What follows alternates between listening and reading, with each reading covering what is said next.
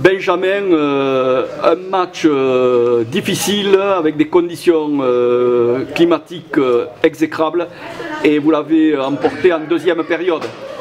Oui, on a fait une entame de match relativement en dents de scie, on va dire. On tenait le ballon, puis sur un contre, on se fait percer.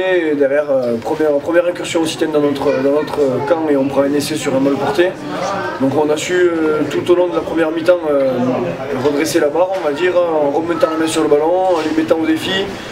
Et c'est dommage qu'on ne concrétise pas parce qu'on aurait pu tirer à la mi-temps avec un score à notre avantage. Donc après, dès le début de la deuxième mi-temps, on a su mettre la main sur le ballon, garder le ballon, les mettre sous pression, le forcer au combat malgré les conditions.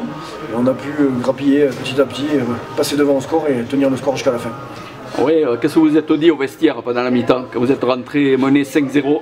On s'est encouragé, on s'est expliqué que c'était la dernière fois pour un mal porté. Ils sont venus une fois dans notre camp, ils ont marqué un essai, c'est pas normal, donc on a essayé de remettre les pendules à l'heure, on va dire. Et vous l'avez très bien fait, notamment avec un gros boulot des avants, parce que ça, chaque cahier devant, c'était un gros combat. Je dirais un gros boulot des 23, parce que, ouais.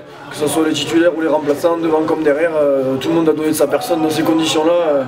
Chapeau à tout le monde, parce que même derrière, si on croit qu'ils n'ont rien fait, tous les ballons qu'ils ont eu, ils ont été bénéfiques, donc c'est bien, c'est pas mal. Ah oui, ils se sont envoyés en défense et ils ont même lancé quelques attaques. Voilà, malgré les conditions, on a vu du jeu, je pense. Bon, c'est sûr que c'était pas du rugby à 7, mais les intentions étaient là, ce qui prouve que jusqu'à la fin de la saison, on va continuer à jouer notre chance crânement.